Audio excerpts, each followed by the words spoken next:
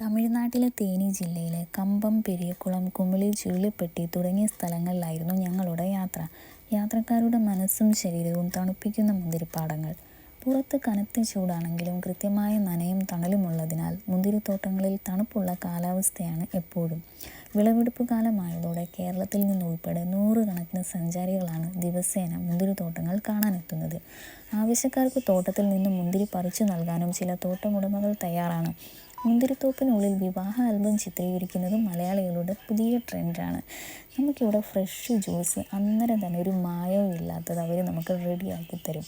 പഴുത്തു വിളവെടുപ്പാൻ പാകമായിട്ടുള്ള മുന്തിരി കൊലകളാണ് നമുക്കിവിടെ കാണാൻ കഴിയുന്നത്. അതിനിടയ്ക്ക് ഞങ്ങൾ കുറച്ച് ഫോട്ടോഷൂട്ടൊക്കെ എടുത്തു. ഈ കാണുന്നത് നല്ല വെയിലത്തായിരുന്നു ഓരോ ഫോട്ടോഷൂട്ടും. പക്ഷെ നല്ല രസകരമായിരുന്നു. ഓരോന്നും നല്ല പ്രത്യേക ഭംഗിയായിരുന്നു. ഈ മുന്തിരിക്കുലകളൊക്കെ കാണാനും അതിൻ്റെ ഇടയ്ക്ക് ഓരോ ഫോട്ടോസൊക്കെ എടുക്കാനും ഒക്കെ നല്ല രസമായിരുന്നു. ഇനിയിപ്പോൾ കാണുന്നത് ഇത് ജമന്തി പാടങ്ങളാണ്. അതിൻ്റെ കൃഷി ഒത്തിരിയും ഇവിടെ ഉണ്ട്. ഇത് മല്ലിച്ചെപ്പുകളുടെ കൃഷികളാണ്. അവിടെ നിന്ന് ഞങ്ങൾ കുറച്ച് ഫോട്ടോസൊക്കെ എടുക്കാൻ സാധിച്ചു. ഇതാണെങ്കിൽ മുല്ലപ്പെരിയാറിൻ്റെ പെൻ സ്റ്റോപ്പ് പൈപ്പുകളാണ് ഇവിടെ കാണുന്നത്. പിന്നെ ഞങ്ങൾ അവിടെ എല്ലാം ഒന്ന് ചുറ്റിക്കറങ്ങി ഫോട്ടോസൊക്കെ എടുത്തിട്ട് ഞങ്ങൾ തിരിച്ച് മടങ്ങി. അപ്പോൾ ബായ്.